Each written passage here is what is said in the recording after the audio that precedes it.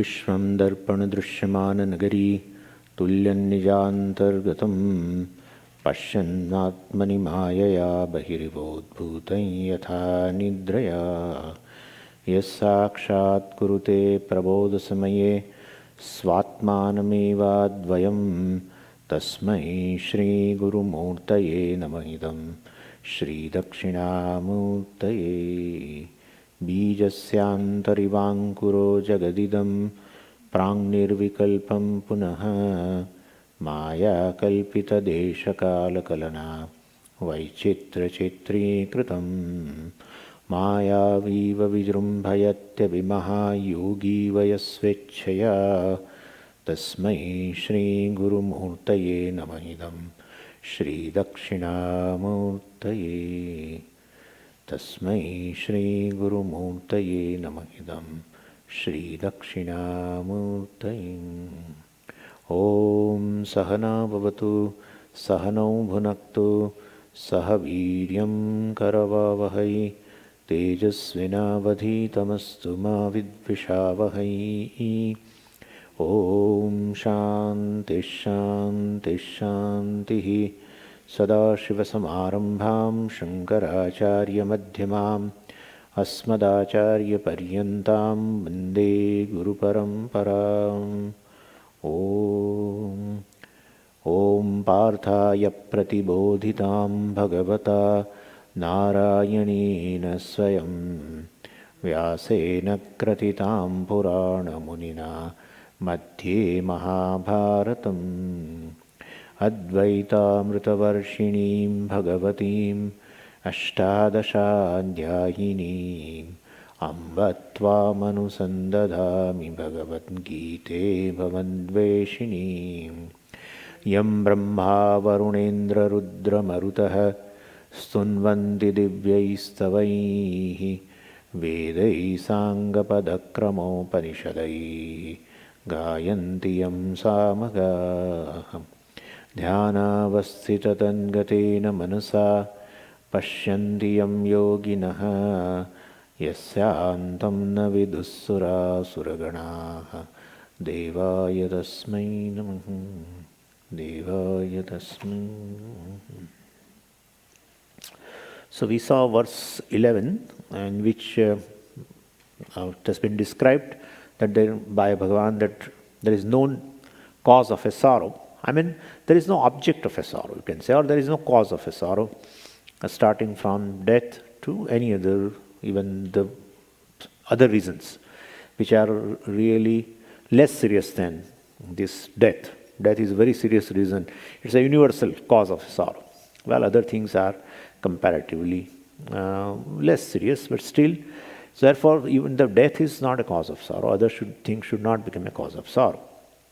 And why it should not become a cause of sorrow? Because either Atma or either Anatma, either way, it is not a source of sorrow. If Atma is not a source of sorrow, Anatma also is not a source of sorrow, then definitely the combining the two will be a cause of sorrow. Well, you cannot combine this together, and today now I can tell you that it cannot be combined because one is Satyam, other is Mithya. Right? What two things you can combine of a same reality? Right? You cannot like I'm making tea, suppose, in my room, right? And I always am fond of a cardamom, little elaichi like that. I had to add. It is not there, suppose. But last night in a dream, I have seen a dibba of a elaichi. Then I thought that, I saw in my room, and I'm searching and searching, but I did not get. So I cannot mix that elaichi of a dream with this waking state tea. Could you follow? Because it's a different reality. Anything of a different reality cannot be mixed. And today now we have seen Atma Satyam Tadanyat Sarvam Mithya. Therefore, Atma and Anatma cannot be mixed because they are not of equal reality. And Anatma is not a source of sorrow. That way also we have seen Anatma is not a source of sorrow. Atma is not a source of sorrow. And therefore, there should not be sorrow. But there is sorrow. Well, then there is sorrow. I mean, then definitely, if definitely the self is confused. Self is taken which as a non-self, and non-self is definitely superimposed upon the self, and that is just a purely by ignorance. In my mind, I am mixing. There is no mixing as such, and therefore this self, confused self, is a source of sorrow. We have to account for the experience, and this is, and therefore sorrow is not legitimate, since there is not a mixture possible between the two. And therefore, there is no such entity called Atma, Anatma mixing together and it has formed a new entity. There is no entity such like that, and therefore, well, there is no cause of sorrow. So there is no legitimate sorrow, and therefore Bhagavan was just giving a smile, prahasanniva bharata. And well, death also belongs to Anatma also, and it doesn't belong to Atma. And when Anatma is superimposed upon the Atma, you will definitely have this kind of a sorrow. Means the dharma of Anatma, attributes of Anatma is superimposed upon Atma. Anyway, so this is how it has been discussed. And then Bhagavan also said in the first 11th verse that Panditaha na anushochanti. Panditaha. Bhagavan has used this word, wise man. For that he has used the word Panditaha. Panda. Panda asya asthiti iti panditaha. Panda means Atma Vishayak Buddhi. That's how Bhashyakara has given in a commentary.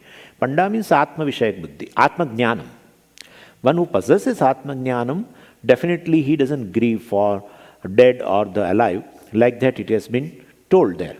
And therefore, Arjuna also feels that I should know this Atma, so that I also will become free from the sorrow for the dead people. It's actually not dead, but he's imagining.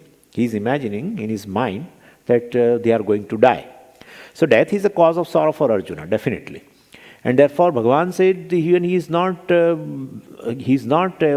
the wise man is not, grieving for the people who are dead. And so Arjuna thought, then I should also know the Atma, so that I will also become free from the imagined death of the people. And so, as though he has asked what is Atma, then in 12th verse, that's how I'm giving a connection with the 12th verse. Then Bhagavan gave what is Atma, etc. Atma is something which is, there was never a time when Atma was not. So Bhagavan is giving a nature of Atma in terms of existence. The existence is Atma. Well, therefore, there is no question of a death. Death means non-existence, right? Death means what? The person becomes non-existent. And therefore, it's just Atma is just existence. It exists in all the three periods of time. That is how it is called Satyam. The definition of Satyam, which has not come in the morning, this one, but the other way of looking at a Satyam is, which cannot be negated in three periods of time, is Satyam. Right? Even in terms of speaking truth also is this. What I speak today, if I speak tomorrow, and if I speak day after tomorrow, then you say you are speaking truth. What I speak today and I change it tomorrow and then something else on the third day, well, then you say Swami is lying. So truth means something which remains same in all the three periods of time. And therefore Bhagavan is telling there was never a time when Atma was not. Well, of course, right now I'm talking to you, you are there, all people are also there. And there nacha bhavishyamaha. In future also there will never be a time when Atma will not be there. And therefore, it is beyond the effect of the time. It is going to exist in all the three periods of time. Well, if it is going to exist in all the three periods of time, then the existence itself is its nature. Otherwise, if nature is not existence, today it is existence, tomorrow it will be non-existent. Right? And therefore, name and form has a borrowed existence. Now we know very well, I can use this. Name and form has a borrowed existence we call mithya. Well, then if one has not nature, one is not having a nature of existence, and therefore it is a borrowed existence, then the thing which has a borrowed existence will definitely become non-existence also. That's how it keeps changing and changing from one state to other state to third state. So the effect of the time will be there. Well, what is existent in all the three periods of time, which is called Satyam, well, it shows that time does not affect the Atma. If time does not affect Atma, Atma is timeless. If Atma is timeless, definitely it is beyond death. It is beyond that, free from the death. Beyond, etc., will not use word. It is free from the death. That's what we have to think. So, this Natve Vaham Jatu Nasam, Bhagavan said, there was never a time. Means my non-existence cannot be proved. That's all it means. And then we discussed a few questions also. We'll have to just, because of some live streams, we'll have to talk also. We, of course, discussed. But anyway, you will get a revision. You will get a revision. Very, very briefly, I will tell you. So first thing we discussed is somebody raised a question, body is Atma. You prove that body is not Atma. And of course, we proved. And then we said, if body is Atma, Bhagavan would not have used these two negatives. That's all. Aham jatu na asam. There was a time when I was not. If body is Atma, we should use it. Means, before the birth of the body, body was not. Means Atma was not. Aham was not. I was not. Right? When? Before my birth. Means body. I should have this. But Bhagavan said, I was not, that is not. Therefore, there was not non-existence of myself. So definitely, therefore, Atma is not a body. But let's say, okay, you say Atma is a body. Now what happens in a waking state, you cannot prove like that. Because there is identification with the Anatma and Atma is lumped together. So I'm conscious of the body and therefore I take body also as the self. And so in waking state, it is quite difficult to prove. Anyway, but we have another two states called dream state and deep sleep state. That is also belong to me only. And then if body is Atma, Atma being Satyam, it will be there in all the three periods of time or all the three states. Let's say all the three states right now. Then in a dream state, well, this body is lying as it is, like an unconscious state. It doesn't experience anything. If Atma is body is Atma, body will be conscious.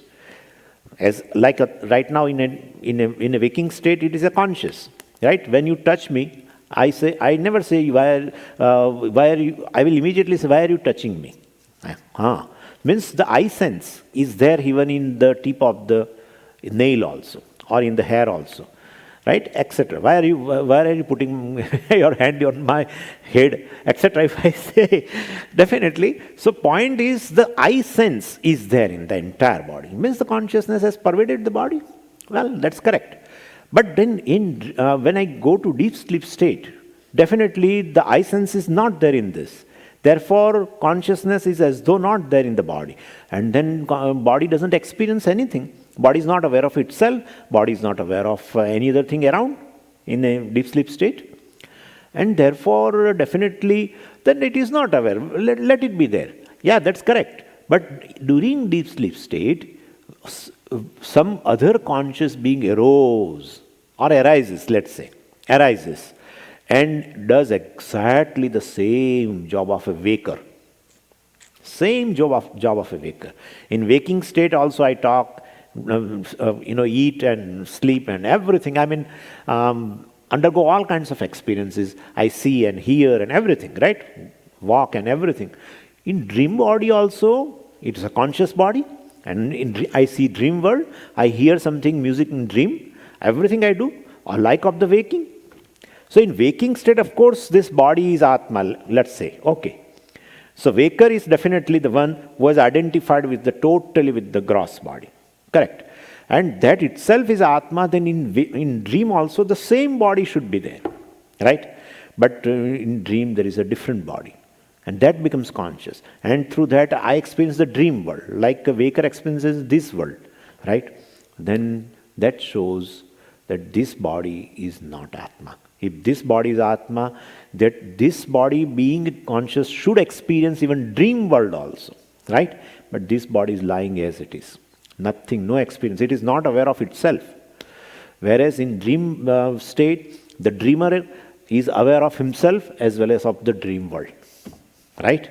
And therefore, it is perhaps the conscious being identifies with the dream body and experiencing the dream world. And the same conscious being experiencing in a waking state with the gross body and experience the waking world. So that conscious being must be distinct from this gross body, right? This gross body is not a Atma. It is possible that, in a dream state, I create the dream sense organs and everything, and then I experience. And so I create the instruments and create the body, create the instruments, create the mind also, dream mind, and think also, etc. Everything I do in dream, exactly like of a waking state. So, but the waker and dreamer, both are conscious being, right? Because they experience this, but not with the same body. This body is not there in a dream state, because the dream arises in a very small space. Well, this body, it doesn't exist. This body is just lying. It has no consciousness of time, place, or anything, right? If it is a consciousness, if it is Atma, it should be aware of everything, time, space, and consciousness, either of a waking world, either of a dream world, either of a sleep. But this body is not conscious in dream state. Okay? Then that's all, it is not there. And of course, if you go to deep sleep, even because somebody says if the dream body is Atma, let's say. Dream body also is not Atma, because dream is created through the mind. Your mind is half awake, and through that you create. And well, that is also not there in a deep sleep state. And therefore, in deep sleep, definitely, even mind has resolved, and still I am there. Conscious being there is there without body, and experiencing. Therefore, in a dream, I have a dimension. I have a particular body. I know that I have this body. I'm aware of myself as a dreamer, and I'm aware of the dream world. In waking state, I'm aware of that I am a physical body, and I'm aware of the waking world. But in deep sleep state, well, I am aware. Definitely, I'm aware of the absence of everything, right? I'm aware of absence of everything. There was nothing in the deep sleep state. That's what I say when I wake up. That shows perhaps this conscious being is without any kind of a body, right? So any body, a subtle body or a gross body, either of the body is not Atma. And of course, in deep sleep, of course, somebody will say, no, that is a causal body, etc. That's called ignorance as such. So ignorance is Atma, let's say. Causal body is Atma. Well, you are aware of ignorance, right? You are aware of your knowledge, and you are aware of your ignorance also. You can objectify your ignorance. You say, Swamiji, I am ignorant of this. And you are aware that how much knowledge you have, you are aware that how much ignorance you have, and therefore it's the object of knowledge, it is not a subject. And therefore even I am not the ignorance as such, and therefore not a causal body also. I am free from all the three bodies. I am just a conscious being. I become a conscious being through the association with the so-called association. Now, you can understand very well. It is so-called association. There is no combination of these two. But I identify, because of the ignorance of the self, I identify with the body and take that non-self or the body as the self. And that is how this problem is arising. Therefore, we are very sorry, sir, that you are saying body is Atma. Well, it is not Atma. And body definitely takes birth, etc. That also we have seen. The Atma, along with the body, Atma also, is born. That was another contention.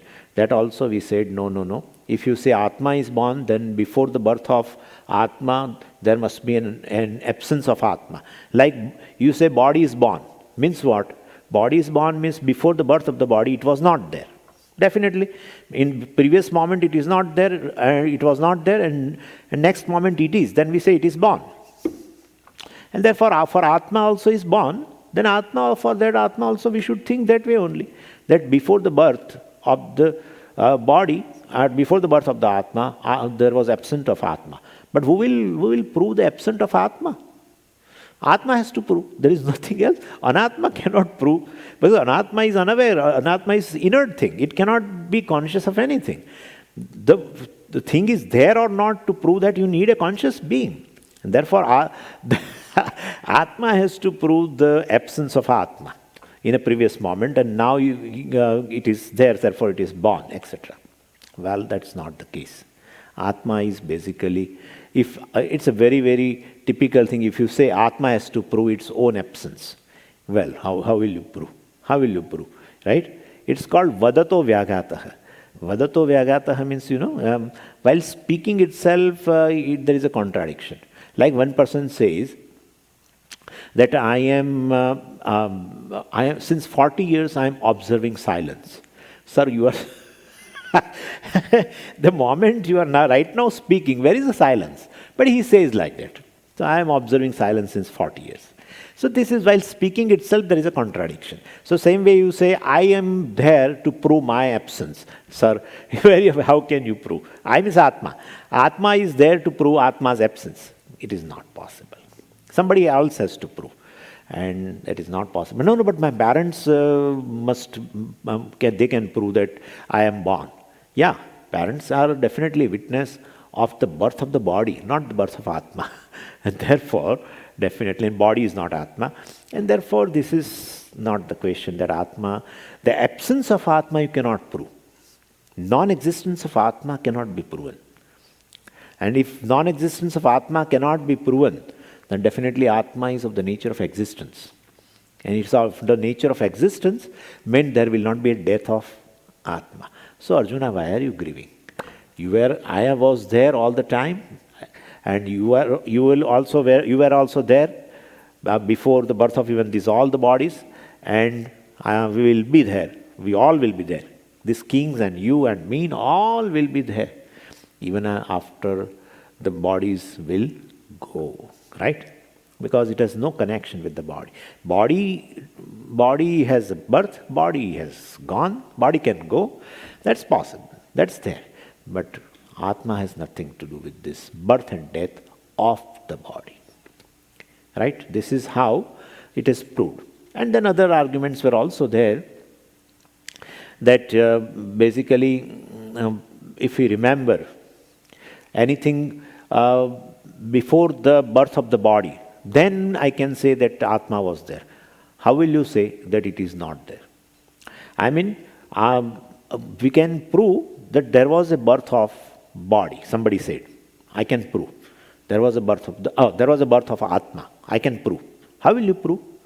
He said, it is simple. If Atma was there, even Atma was there all the time, even before the birth of the body, Atma was there? Yeah, it was there. Then it is a conscious entity. And if it is a conscious entity, it should be aware of what was there before the birth. Then what was there before the birth of this body, he should be able to narrate also, because Atma was there. Right? He is a conscious, so he experiences everything. Whatever was there before the birth of this body. He said there is no birth of the Atma. Then Atma was there before the birth of the body. Yeah, it was there. Then what was your experience before the birth of the body? Oh, I don't know anything. That shows Atma was not there. That shows Atma was not there. So along with the birth of the body, Atma is also born. Could you follow? That was a thing. So we said, why are you going too far? Even as a body, when before your birth took place, you were there in the womb of the mother. Yeah, what was there in the womb of the mother? Narrate, please. At least a few things you narrate, not all experiences, because your memory is too short, no problem. But you give few experiences. He says, I don't know anything. But then you were also not there in the womb. What are you talking? I was there in the womb. And not only that, even after the birth, definitely for 1 or 2 years, what was there, we just don't know. How much, how many nights mother has, she must have remain awake for my sake, and just, I don't know anything about it. It means that I was not there? No, I was there. Therefore, it is not necessary that if I could not tell you anything about before the birth of the body, it doesn't mean that I was not there. That's what we conveyed.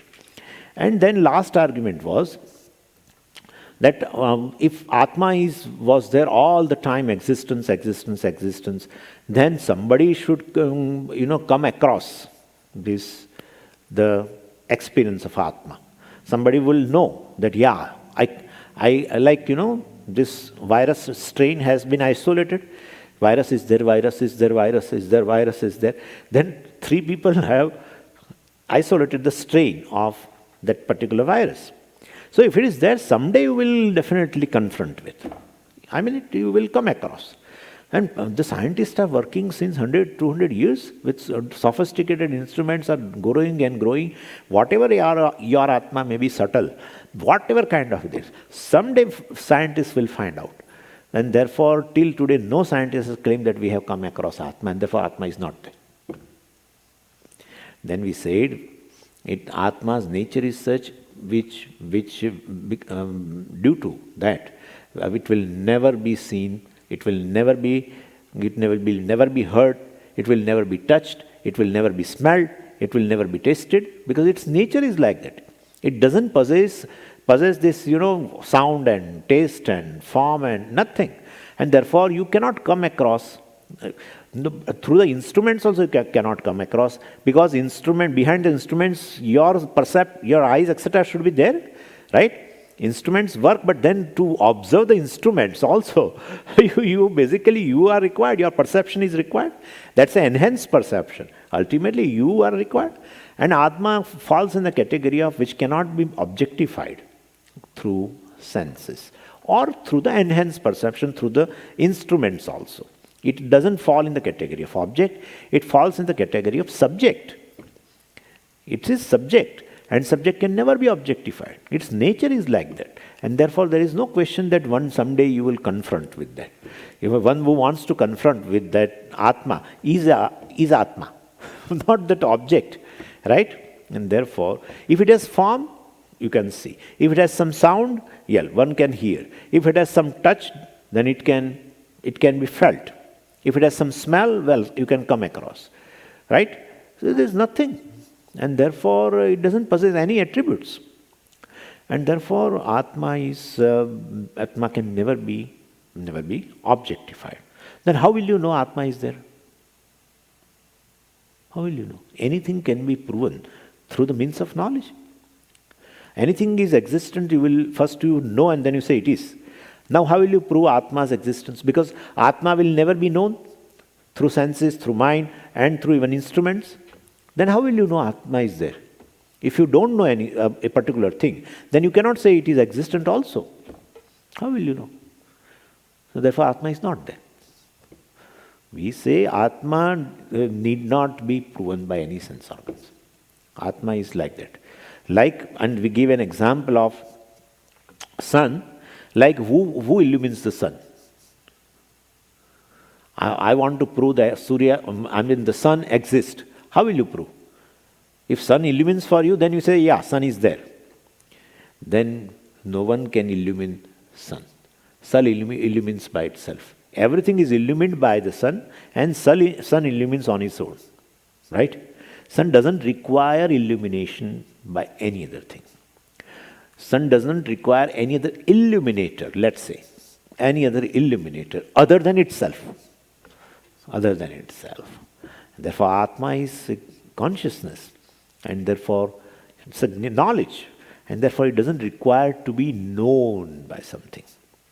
Which is inert should be known by a conscious being.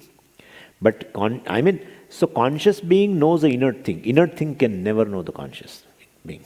Conscious being proves its existence by itself, right? And therefore, this is I am self-illumining, I am self-existent. That's my nature called Sat and Chit. And I am definitely free from the birth and death and free from the bodies, etc., all this. And therefore I don't have any form. I am formless. That is, I am limitless. Form means limit. And therefore if I am limitless is basically proven like this.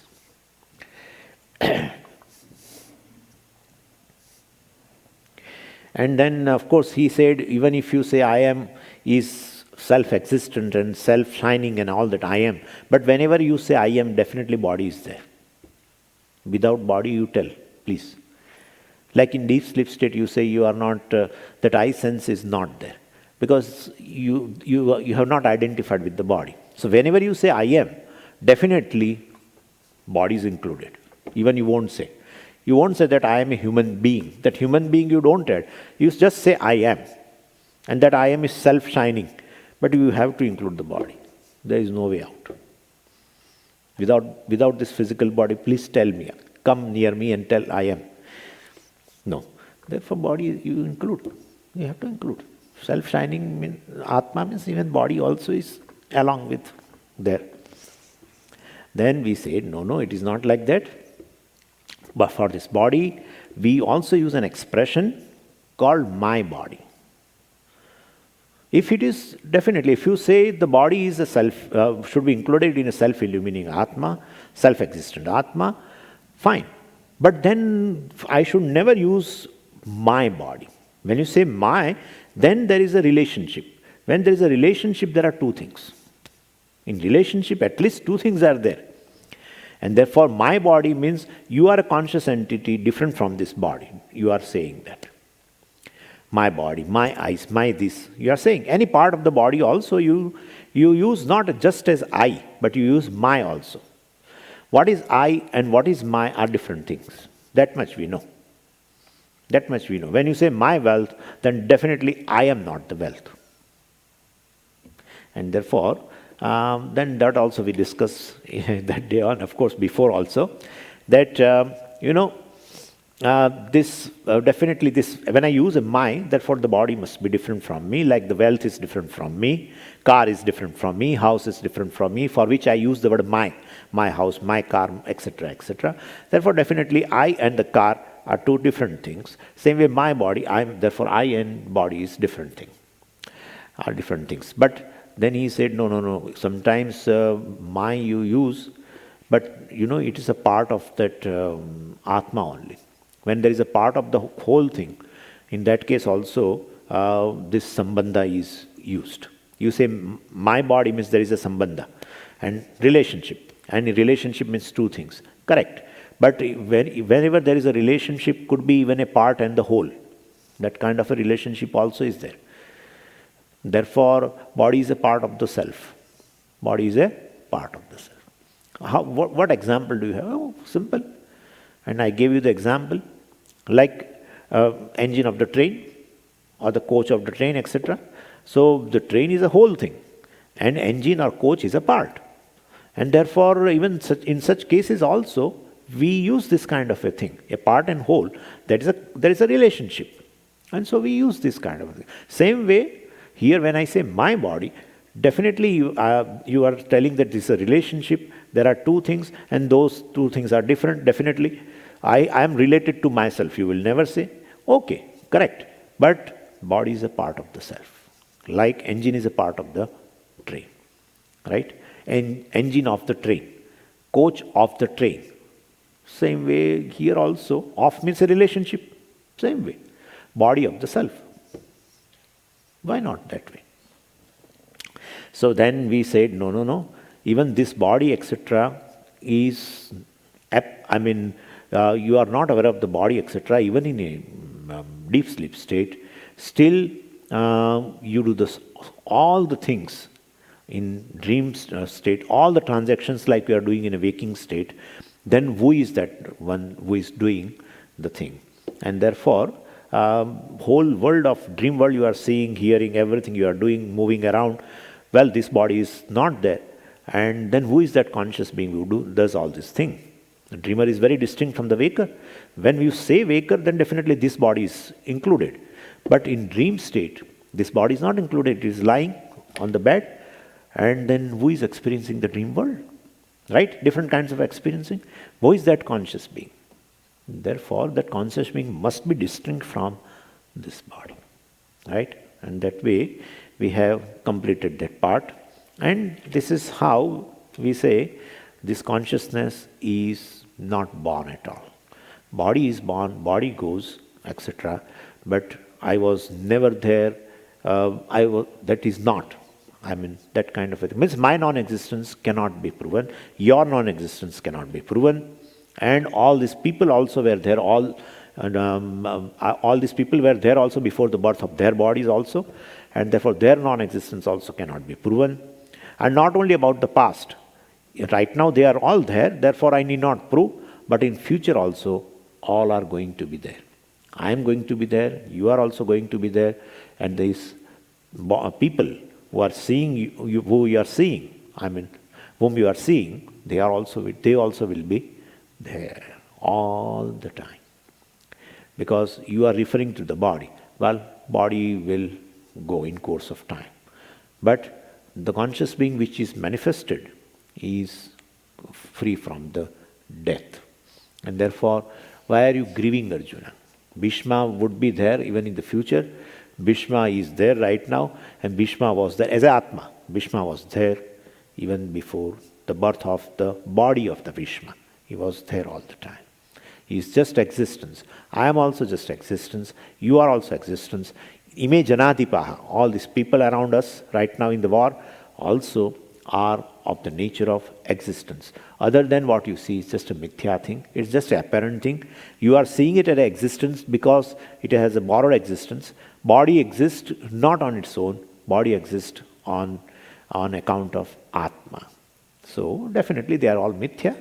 And therefore, Bhagavan has given a solace. Then in the 13th verse, Dehi nosmin yatha dehe kaumaram yauvanam jara tatha dehantara praptihi dhiras tatrana muhyati, etc., etc. So here also the connection is there that, okay, this Atma will be ever there even before the birth of the respective bodies. And then the Atma also, gains different kind of bodies. Of course, it has no connection with the body, but Atma enters different bodies, and while the bodies have a birth and then undergoes different kind of states, and then in body will die, then Atma will enter into the new body, etc., etc. That's fine. I mean, with the birth and death of the body, Atma has no connection. Atma will never die when the body dies, etc. I understood everything, Arjuna says. But problem is, they will have to, suppose if I kill them, then they will have to gain a new body. That much you accept? Yeah, Bhagavan says. Then if they have to gain a new body, then they will have to pass through the initial phase of before the birth in the womb, and that's not a pleasant thing. The place itself is not pleasant, and all the time gets baked there's a temperature there, and you are baked. And the mom eats every kind of, all the kinds of, during that pregnancy period, she likes to eat the things which she should not eat. Sometimes it happens so. And ultimately that poor child has to suffer sometime. They say that if you eat so hot or something, chili and everything, the child gets affected, and therefore they advise not to eat certain things and all this. Anyway, so the very initial phase before the birth also is not pleasant. Because if I kill them, the body will die. Okay, Atma will not die, understood. But they will acquire a new body. And when they acquire a new body, it's not a pleasant experience. It's not a welcome experience. Starting from the womb, they are in the womb from then birth and everything. Whole day, wah, wah, wah, wah, wah. Whole day. Nothing else. Child doesn't know anything. It even can't say anything. If it has to complain, it has to do wah, wah, wah. It has to eat, it has to do wah, wah. They don't know anything. Therefore, it's a very funny thing. I mean, and therefore, all the phases, again it starts from the birth to the death. It's all struggle, struggle, struggle, struggle. And Bhagavan is going to tell in the 13th chapter, of course it is in the 13th chapter, Janma Mrityu Jara Vyadhi Dukkha Dosha Anudarshanam. Janma, right? Birth. Janma, Dukkha, Jara, then from Janma itself Dukkha comes. That's how Bhagavan has joined Dukkham, not for the old age. With the Janma Bhagavan is associated. And that is how. If you go to hospital, then we find such a small child, and they have done some kind of operation for something. We feel sometimes cataract, sometimes juvenile diabetes, and some other complications. The children are born with certain defects on the heart, wall of the heart, and these and that. And with such a small child, we feel pity about it. But they operate also. My God. Dukkha is something which is associated throughout the life.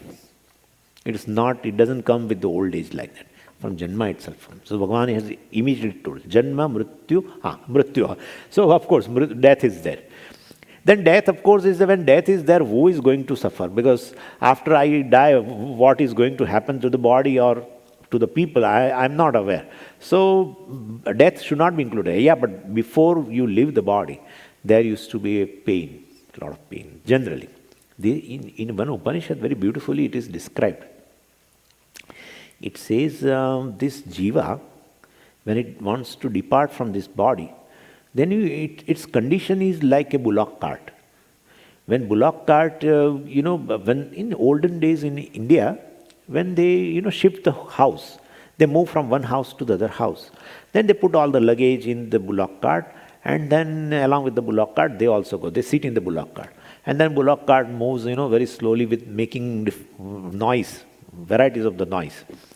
And it moves slowly because of the luggage, lot of luggage in that. Same way the jiva also is like that. Jiva also moves from this body. Then it carries all the luggage, all the punya, papa, and all the sense organs and its intellect and all the vasanas, different impressions and whatnot, everything, prana, and everything it goes along with. And therefore it is going with the load. It is loaded. And therefore it makes noise. Before leaving this body, it makes noise. And you will find that some people's, the respiratory, you might have heard also like that kind of a thing. Yeah. So these things are there. So loaded one is a loaded. Anyway, so he is telling that, okay, body is not Atma, everything is okay. But if I kill them, they will have to acquire a new body. And when they acquire a new body, they will undergo lot of pain.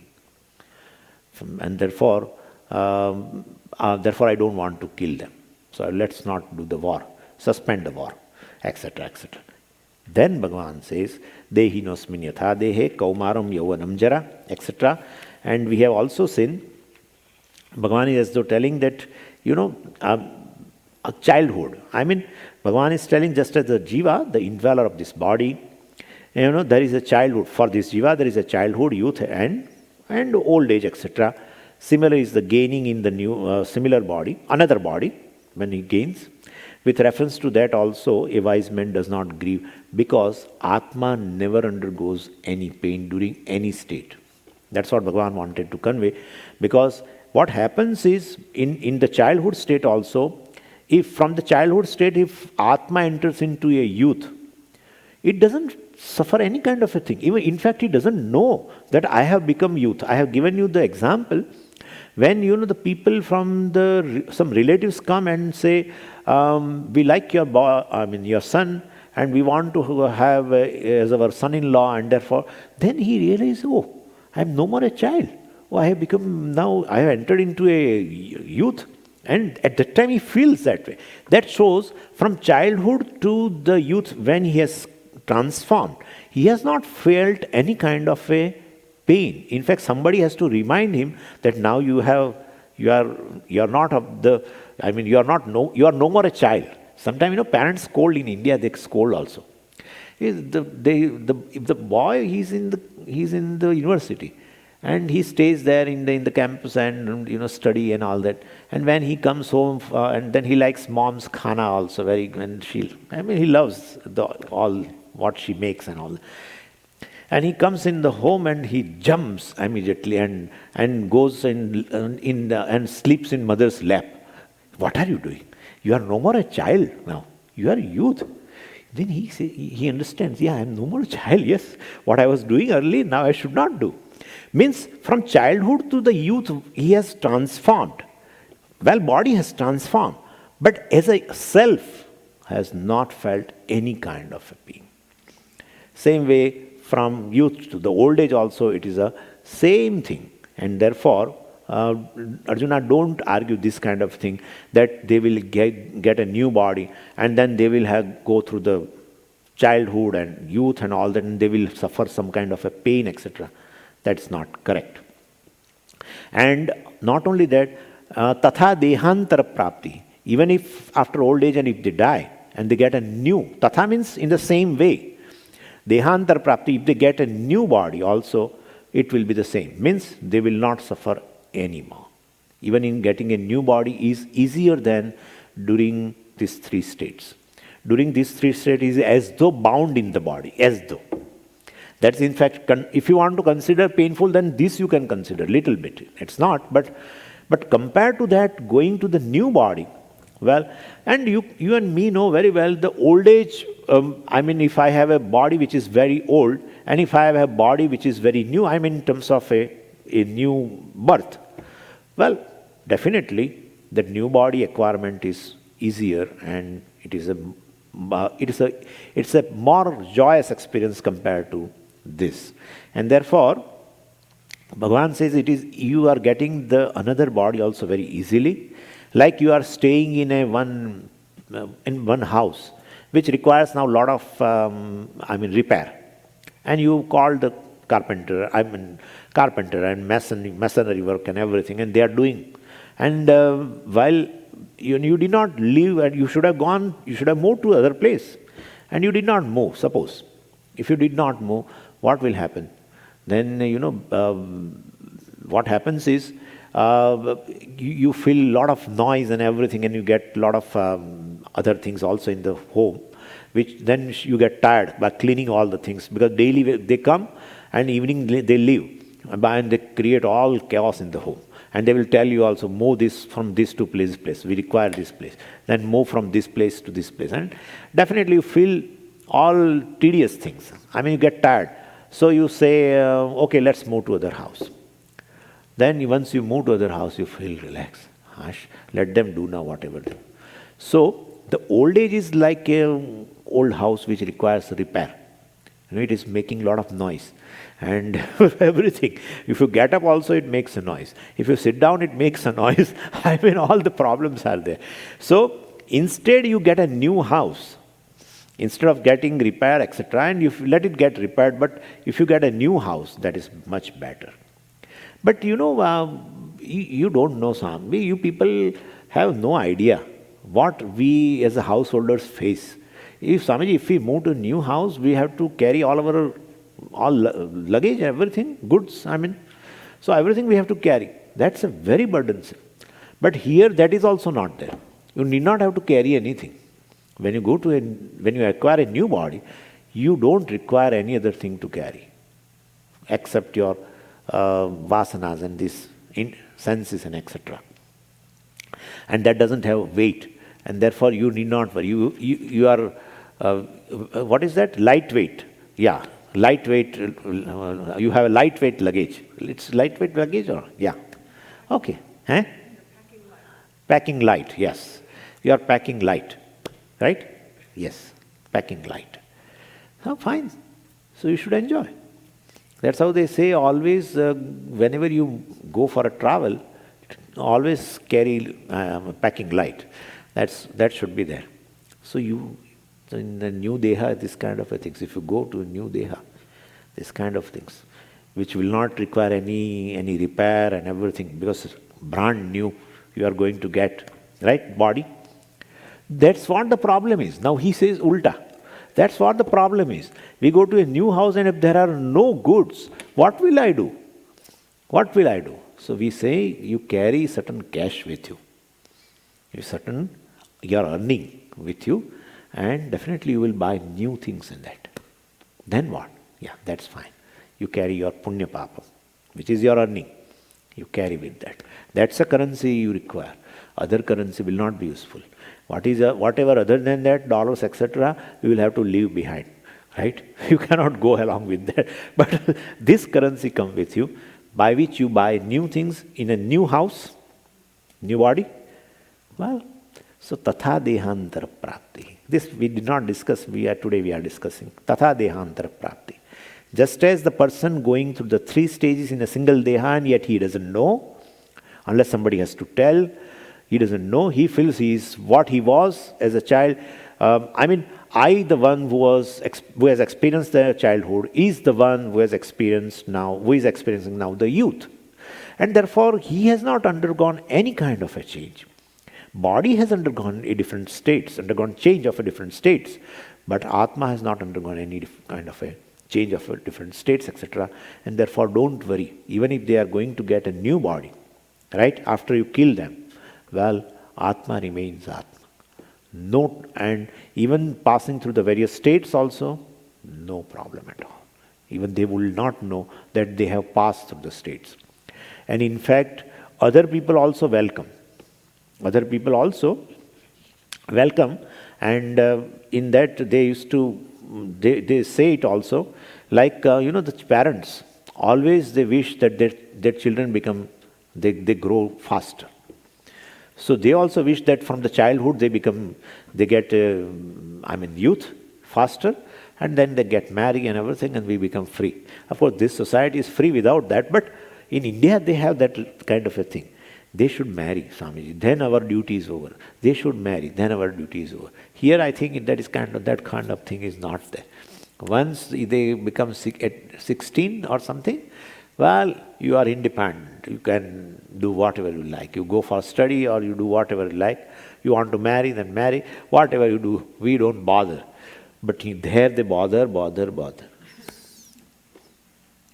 That has been given in the Veda, that's duty of the parents, that the child should marry.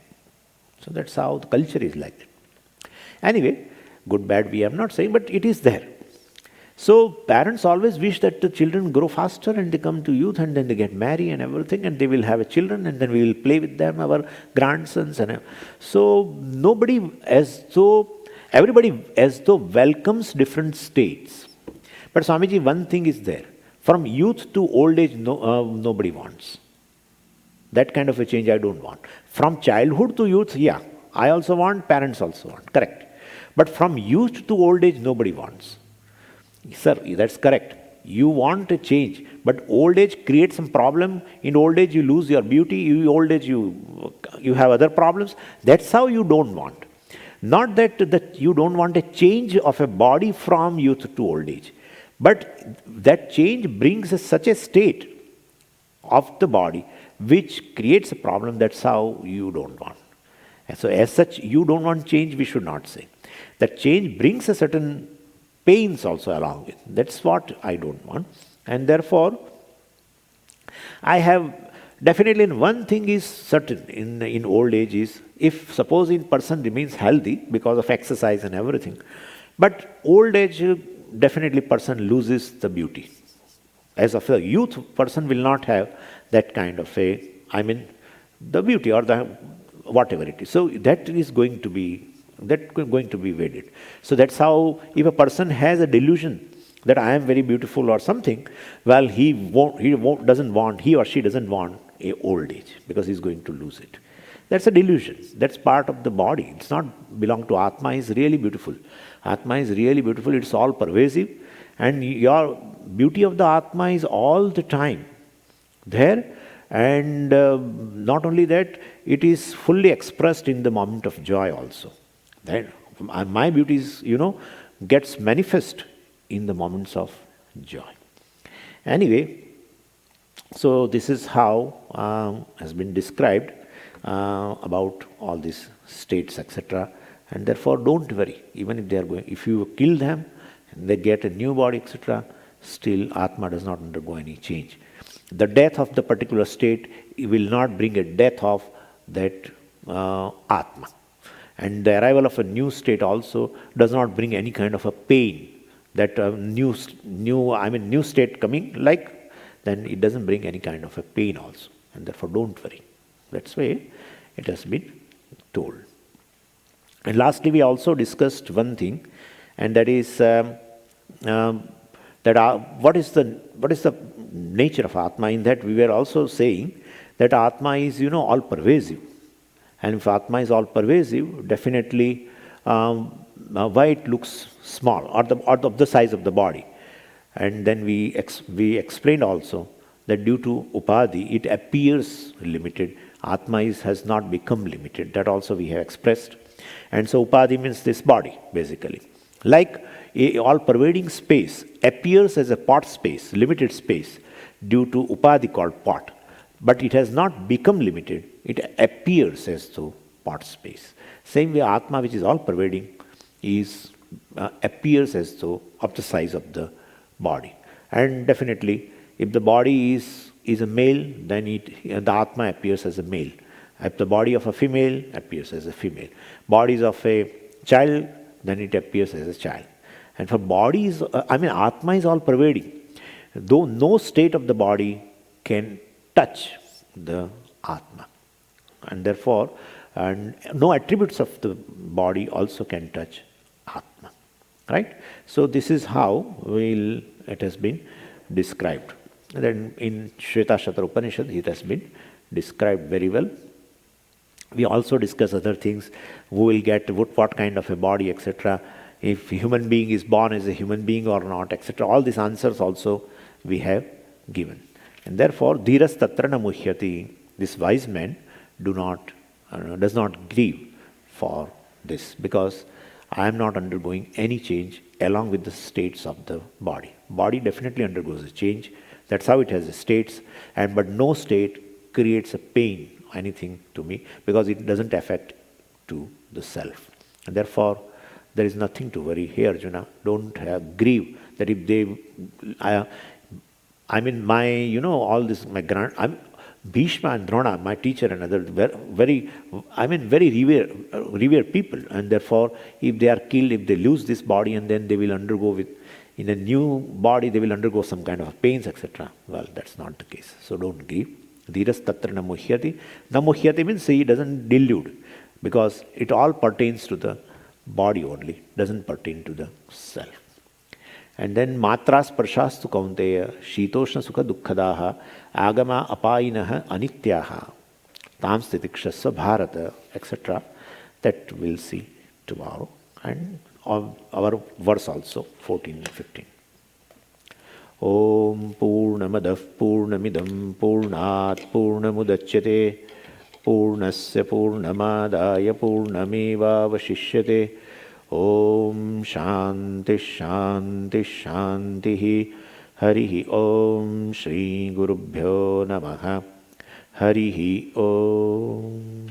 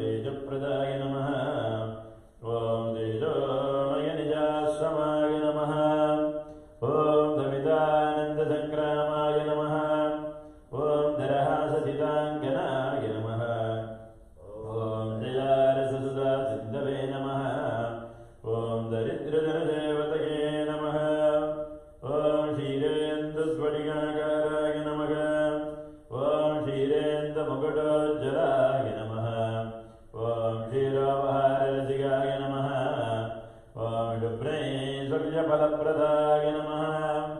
ॐ नानाभरणमुग्धाङ्गाय नमः। ॐ नारीसम्मोहनाकृतये नमः। ॐ नादब्रह्मरसास्वादिने नमः। ॐ नागभूषणभूषिताय नमः। ॐ मूर्तिनिन्दितगन्धर्वाय नमः। ॐ मूर्तामूर्तजगद्दभुषे नमः। ॐ मूलाज्ञानतमोबालवे नमः। ॐ मूर्तिमत्कल्पपादवाय नमः। ॐ करुणादित्यसङ्कासाय नमः। ॐ तन्त्रीवादनतत्पराय नमः। ॐ धरमूलैकनिलयाय नमः। ॐ तत्तजाम्बूनदप्रभाय नमः। ॐ दत्तपुष्परसत्त्वालये नमः। ॐ तपनोडुबलोचनाय नमः। ॐ यमसन्नुतसत्कीर्तये नमः। ॐ यमसंयमसंयुताय नमः। ॐ यतिरूपधराय मौनिने नमः। ॐ यतीन्द्रोपासविग्रहाय नमः। ॐ मन्दारहाररुचिराय नमः। ॐ मदनायुधसुन्दराय नमः। ॐ मन्दस्मितलसत्वक्राय नमः। ॐ मधुराधरपल्लवाय नमः। ॐ मञ्जीरमञ्जुपादाब्जाय नमः। ॐ मणिपट्टोल्लसत्कटके नमः। ॐ हस्ताङ्गुलिमुद्राय नमः। ॐ हठयोगपरोत्तमाय नमः। ॐ हंसजव्याघ्रमालाढ्याय नमः। ॐ हंसेन्द्रराज्यवादिकाय नमः। ॐ मेरुशृङ्गतटोल्लासाय नमः। ॐ मेघश्याममनोहराय नमः। ॐ मेधाङ्गुरालपादाग्र्याय नमः। ॐ मेधावक्वफलद्रमाय नमः। ॐ धार्मिकान्तर्गुहाभासाय नमः। ॐ धर्ममार्गप्रवर्तकाय नमः। ॐ दामत्रयनिजारामाय नमः। ॐ धर्मोत्तममनोरथाय नमः। ॐ भूतोद्गारदीपश्रिये नमः। ॐ प्रकाशितजगत्रयाय नमः। ॐ प्रज्ञाचन्द्रशिराचन्द्राय नमः। ॐ प्रज्ञामणिभराकराय नमः। ॐ ज्ञानान्तरभासात्मने नमः। ॐ ज्ञातृज्ञादिविदूरकाय नमः। ॐ ज्ञानज्ञाद्वैतदिव्याङ्गाय नमः। ॐ ज्ञातृज्ञादिकुलागताय नमः। ॐ प्रपन्नपारिजाताग्र्याय नमः। ॐ प्रणदात्तद्दिवाडवाय नमः। ॐ भूतानां प्रमाणभूताय नमः। ॐ प्रपञ्चहितकारकाय नमः। ॐ यत्तत्तमसि संवेद्याय नमः। ॐ यक्षगेयात्मवैभवाय नमः। ॐ यज्ञादिदेवतामूर्तये नमः। ॐ यजमानभवरधराय नमः। ॐ छत्राधिपतिविश्वेदाय नमः। ॐ छत्रजामरसेविताय नमः। ॐ छन्दस्शास्त्रादिनिपुणाय नमः। ॐ जलजात्याविदूरकाय नमः। ॐ स्वाभाविकदुःखैकात्मने नमः। ॐ स्वानुभूतिरतोगतये नमः। ॐ स्वाराज्यसम्पदध्यक्षाय नमः। ॐ स्वात्माराममहामतये नमः। ॐ नाटकापजटायूटाय नमः। ॐ हालोदस्तारिमण्डलाय नमः। ॐ हालाहलोज्जलकलाय नमः। ॐ हार्द्रग्रन्थिविमोचकाय नमः। ॐ श्रीमेधादक्षिणामूर्ति स्वामिने नमः। ॐ श्रीमत्परमहंसपरिव्राजकाचार्यवद्यच्चेतयानन्द सद्गुरुभ्यो नमः।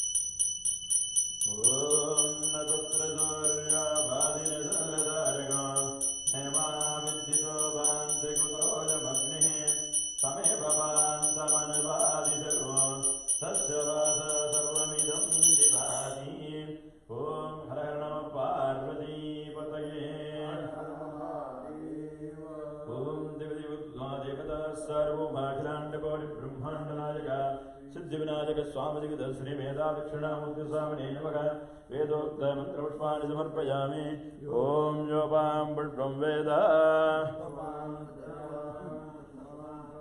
चंद्रमा वा अपां पुष्पं भवान् प्रजावान् पशुमान् भवति एवं वेद रूपमायतनं वेद आयतनवान् भवति हरि ओं स्वस्ति प्रजाभ्यः परिपालयन्तां न्याय्येन मार्गेण महिं महिषाः गोब्राह्मणेभ्यः शुभमस्य नित्यं लोकाः समस्ताः सुखिनो भवन्तु काले वर्षतु पर्जन्यः पृथिवी सस्यशालिनी देशोऽयमुक्षोपरहितः ब्राह्मणाः सन्तु निर्भयाः ॐ मुखभ्यो नमः स्वामिनः भवन्तः सर्वे शृण्वन्तु सत्यमुद्रार्थ सत्य सकल सन्तति भवन्तो महान्तो निगृह्णन्तु अस्य देवदेवस्य महादेवस्य अखिलाण्डकोटिब्रह्माण्डादिकस्य देवदेवोत्तमस्य देवतासार्वभौमस्य सकलनिर्मलस्वरूपस्य शक्तिकुण्डितत्वादितस्य सर्वज्ञस्य सर्वेत्तकस्य सर्वान्तर्यामिस्य सर्वसृष्टिस्य सर्वभोक्तृस्य सर्वसंहारकस्य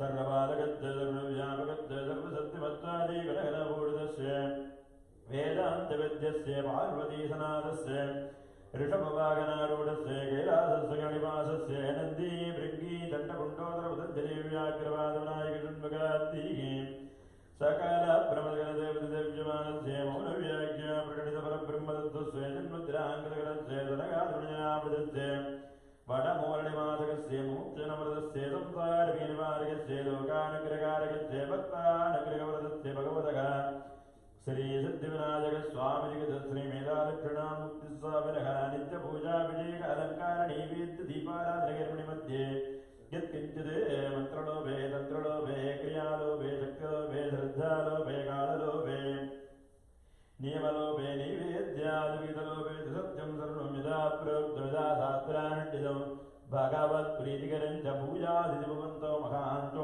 गृह्णन्तो सर्वे जनाः सुखिनो भवन्तु सर्वं समन्तं सन्मङ्गलानि सन्तु अयं धर्मः उत्तरोत्तराभिवृद्धिरस्तु राजा धार्मिकी विजयी भवतु देशोऽयं निर्भद्रवोऽस्तु सत्यायेन आशिषः सन्तु ॐ निधनपतये नमः निधनपदान्तिकाय नमः ॐ वर्धाय नमः लिङ्गाय नमः ॐ हिरण्याय नमः हिरण्यलिङ्गाय नमः ॐ सुवर्णाय नमः सुवर्णलिङ्गाय नमः ॐ दिव्याय नमः दिव्यलिङ्गाय नमः ॐ भवाय नमः लिङ्गाय नमः ॐ सर्वाय नमः सर्वलिङ्गाय नमः ॐ शिवाय नमः शिवलिङ्गाय नमः ॐ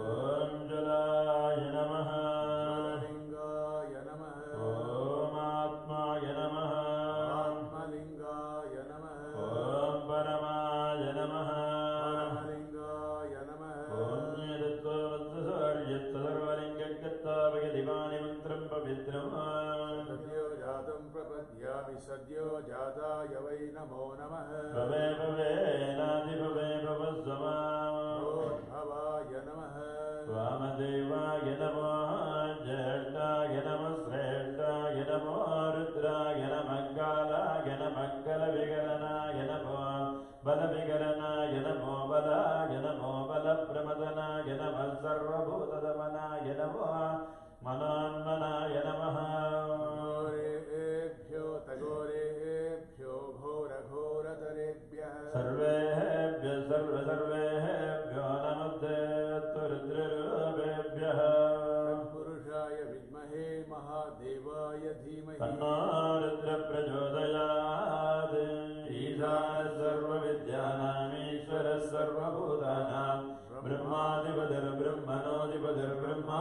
शिवो मे अस्तु सदा शिवो ॐ नमो हिरण्यपाकमे हिरण्यवर्णाय हिरण्यरूपाय हिरण्यपतये अम्बिकापतये उमापतये पशुपतये नमो नमः नानासुगन्धपुष्पाणि यथा कालोद्भवानि च भक्त्या सत्यानि पूजार्थं गृहाण परमेश्वर मन्त्रपुष्पाञ्जलिं समर्पयामि ॐ यो देवानां प्रथमं पुरस्ताद् विश्वादियो रुद्रो हिरण्यगर्भं पश्यदजायमानकं सनो देवशुभया श्रुत्या संयुनक्तो यस्मात् परन्ना परमस्ति किञ्चिद्यस्मात् नानीयो अधिगच्छते पुरुषैवस्तद्दो दिविजट्टस्ते कस्ते नेनं पूर्णं पुरुषे सर्वं न कर्मणा न प्रजया धनेन त्यागेनैके अमृतत्वमानशुः वरेण नाकं निकिसङ्कुगायां विभ्राजते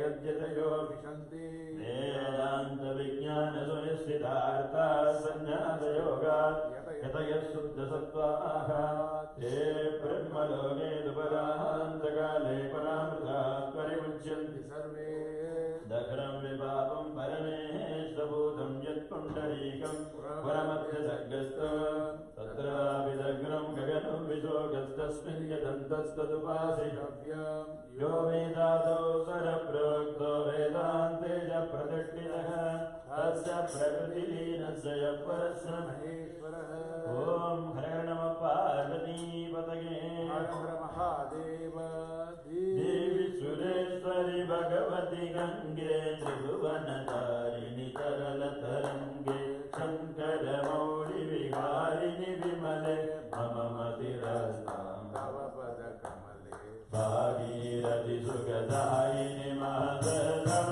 जलमहिमा निगमे काल नागमुदाने तव महिमानं भाग्यकृपामयि भावज्ञानं हरिपदपात्रतरङ्गिनि गङ्गे हिमवितुमोक्षा धवलतरङ्गे सूरि गुरुममलोकृतिवारं गुरुकृपया भवसागरम् तव जलममलं निवेदं परमपदं करुणेन गृहीतं मातर्गङ्गे नैयावकरटिलसंरक्षं नयनसङ्गः पतितोदारनि जाह्नविगङ्गे मण्डितगिरिवरमण्डितवङ्गे भीष्मजननिगे मुनिवरगङ्गे पतितनिवारिणि त्रिभुवनगङ्गे तरुतलतामिव फलदालोके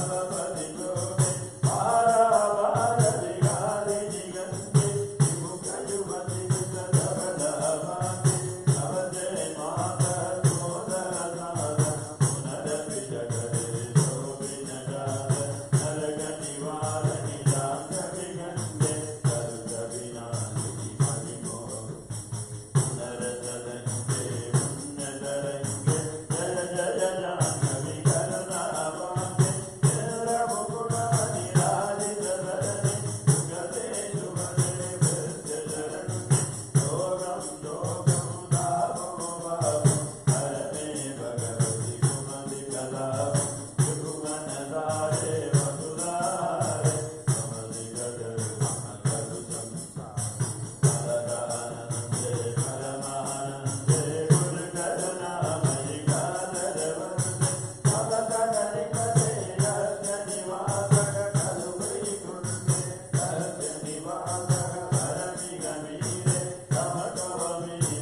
तमतोऽमीनगकुपालीरे जगदग्रेण अथवा त्वमजो मलिनो दीनगतगनगितु विष्णुपतितुली भुवनेश्वरि पुण्ये देवी द्रवमयि मुनिवरगम्ये गङ्गाधवमिदममलमुनिग्रं पठति ननो यर्वजयति सत्यं वेदान्तये गङ्गावर्गे वेदाभवमिदसाधुगमं मधुरागान्धारञ्जलिकारिणि परमानन्दकलितरलिना गङ्गास्तोत्रमिदं भवतारं वाञ्छितफलदो विमलमुदारं शङ्करदेवकशङ्कररचितं पठति सुखे तव गिरितजमाता शङ्करदेवकशङ्कररचितं पठति सुखे तव गिरितजमाता जय जय गङ्गे जय गङ्गे जय जय गङ्गे जय गङ्गे जय जय गङ्गे जय हर गङ्गे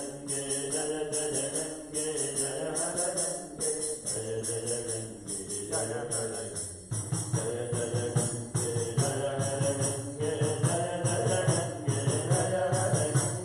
गङ्गे जय जय गङ्गे जय हर गङ्गे जय जय गङ्गे जय हर गङ्गे जय जय गङ्गे जय हर